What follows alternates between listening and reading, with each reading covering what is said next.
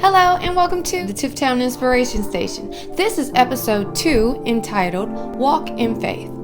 This week was an interesting one. I had several challenges that made it difficult for me to walk in faith. I felt a lot of anxiety over some new projects and situations that occurred.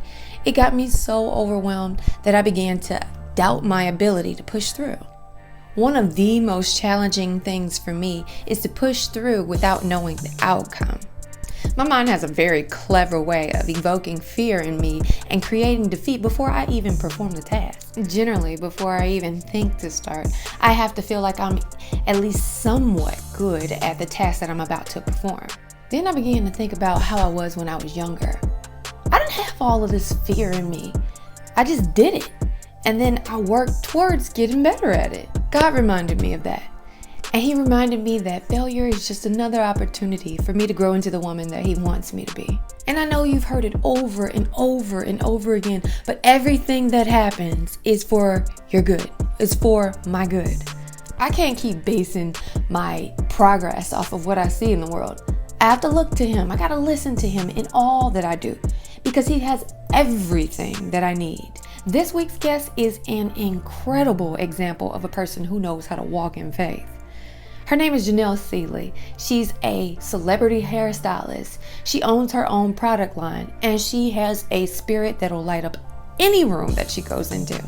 So, without further ado, here is Janelle with my Walk in Faith interview. Hi, I'm Janelle A. Seeley Smith, and I'm a celebrity hairstylist located in Brooklyn, New York. Janelle, what made you decide to be a hairstylist, and was there any other career that you considered? It took a long time before I realized that my grandmother, she was from Venezuela, and as a little girl, I used to braid her hair long all the way down to her knees. And I think it was feeling the texture along with God's will made me choose hairstyling as a trade, as a job. I never thought of being anything else except for that. And I've just expanded in that career. Can you tell us about one of the most challenging times in your life and what you did to overcome it? So the first salon I ever had, I opened it up right after I got divorced from my first husband. And just trying to focus and get used to being single again was so difficult. So my business suffered tremendously. I did a lot of things that I shouldn't have done in the salon. We had parties and all of that instead of keeping it as a professional atmosphere, a salon atmosphere. And I really just struggled getting used to being single again and facing a lot of other parts of divorce journey. And so with that being said, it wasn't until I fell onto some hard times. My car got stolen.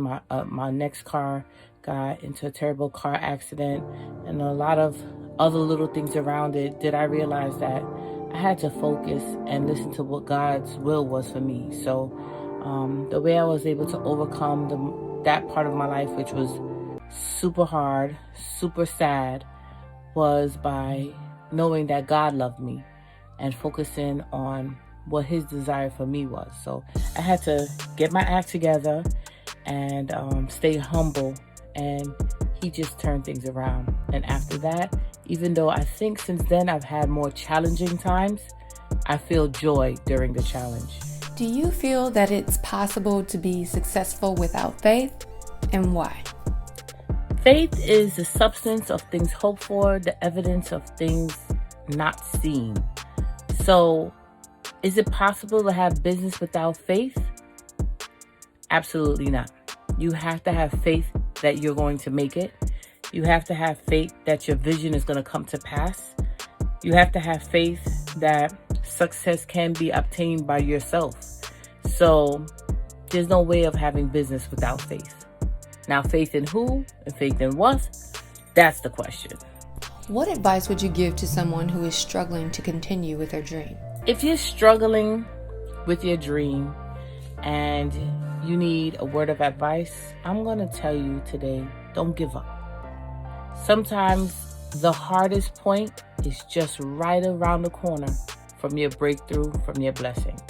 So I suggest that You go back to the drawing board, see what you wrote down in your vision, remember why you wanted it, keep the love for whatever your dream is, and pursue it. You gotta pursue it like you were drowning in water and you're pursuing another breath. Fight for what you want. Don't let your dream die. That's my advice. What is your key to becoming great? The key to becoming great would have to be staying in line with who you're supposed to be.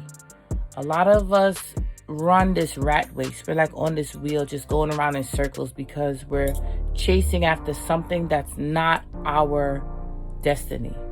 So the key to being great is searching yourself, knowing who you're supposed to be, knowing what you're supposed to be doing in life, and traveling that part, working towards that.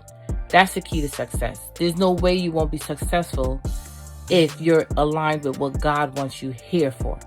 So search yourself, learn who you're supposed to be, and be successful. Be great. Thank you guys for watching the Tiptown Inspiration Station. Be sure to find out more about Janelle and check out her work at her Instagram at Janelle Seeley Smith. Also, you have to check out her new product line called Waterfalls. It's made with hydration, protein, and lots of love. You can find out more at her website, jazzproductline.com. Tiptown background music provided by Keys with the Steves. Make sure you check him out for your music needs. And I hope that you leave inspired, motivated, and fulfilled through today's message. And remember, the key to becoming great starts with you.